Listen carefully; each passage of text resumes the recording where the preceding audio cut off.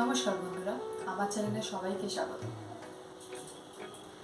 তো আজকের টপিক হচ্ছে কারা কারা কপালভাতি প্রাণায়ামটি করতে পারবেন না।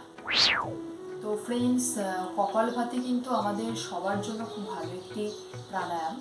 এটি আমাদের শরীরের অনেক কিছুকে ঠিক রাখে, শরীরের অনেক ফাংশন কপালভাতি প্রাণায়ামটি করলে পরে কিন্তু ঠিক থাকে। কিন্তু তার মধ্যে থেকেও কপালভাতি প্রাণায়াম কারা কারা করতে পারবেন না, এই কিছু সতর্কতা আছে, তো নিষেধাজ্ঞা আছে, আমি সেটা নিয়ে আলোচনা করব। তার আগে আমি দেখিয়ে দিই কপালভাতি প্রাণায়ামটি আপনারা কিভাবে করবেন। যারা জানেন না তারা একবার দেখে নিন, দেন আমি আলোচনা করছি এর সতর্কতা নিয়ে।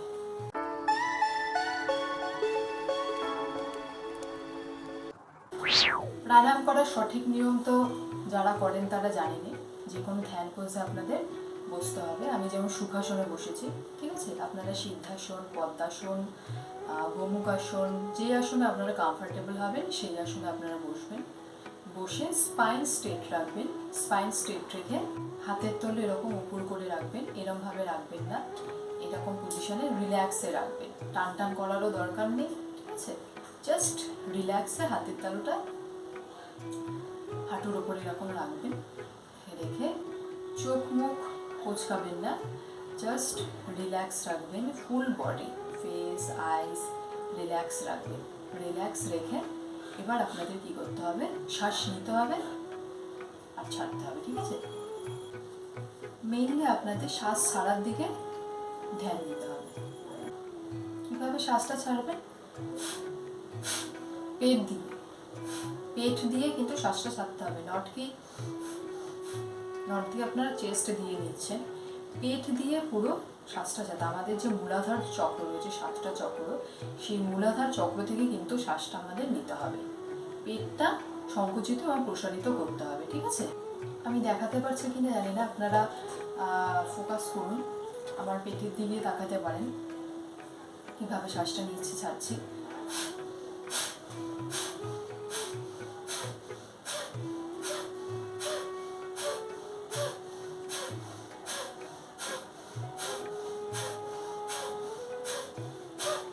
এরকমভাবে আপনাদের করতে হবে, ঠিক আছে।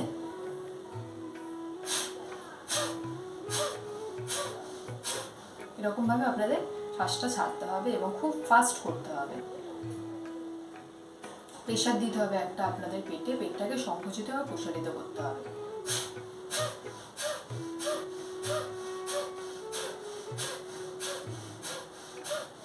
এরকমভাবে আপনারা 2 মিনিট থেকে 5 মিনিট থেকে 10 মিনিট পর্যন্ত কিন্তু আপনারা কপালভাতি প্রাণায়ামটা করতে পারবেন।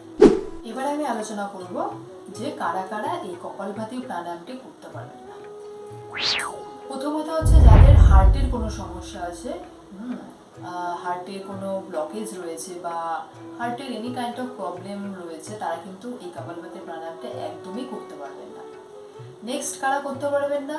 যাদের হাই ব্লাড প্রেশার আছে, তারাও কিন্তু আসনটি করতে পারবেন না। আর যদিও বা আপনারা করেন তাহলে একদম স্লোলি করতে হবে, একদম খুব ধীরে ধীরে কপালভাতি প্রাণায়ামটি করতে হবে। নেক্সট আর কারা করতে পারবেন না? যাদের মাইগ্রেনের সমস্যা আছে, মির্গির দোষ আছে, বা যাদের পেটে আলসার আছে, যেহেতু পেটটা সংকুচিত প্রসারিত হয়, পুরো পেটের ওপর এই ফাংশনটা কাজ করে, পেটের সমস্ত ফাংশন কাজ করে, তাই আলসার যাদের আছে তারাও কিন্তু আসনটি করতে পারবেন না। আর তারা করতে পারবেন না যাদের হার্নিয়া আছে, তারাও কিন্তু এই প্রাণায়ামটি করতে পারবেন না। আর লাস্ট হচ্ছে প্রেগনেন্ট উইমেনরা এই আসনটি করতে পারবেন না। তো ফ্রেন্ডস, আপনারা দেখে নিলেন এর সতর্কতা কী কী আছে। আর এর উপকার তো আমি আগের এক ভিডিওতে বলে দিয়েছি কপালভাতি প্রাণায়ামটি। যারা জানেন না তারা আপনারা দেখে নিতে পারেন কপালভাতি প্রাণায়ামটি। তো ফ্রেন্ডস, ভিডিওটি আজকের মতো এতটা পর্যন্তই রইল। যদি ভিডিওটি ভালো লেগে থাকে অবশ্যই একটা লাইক করুন, আর প্রচুর শেয়ার করুন, কমেন্ট করুন আপনাদের কেমন লাগলো। আর যারা এখন আমার চ্যানেলটি সাবস্ক্রাইব করেননি তারা প্লিজ আমার চ্যানেলটি সাবস্ক্রাইব করুন। নমস্কার, ভালো থাকুন, সুস্থ থাকুন আর নিয়মিত যোগাসন করুন।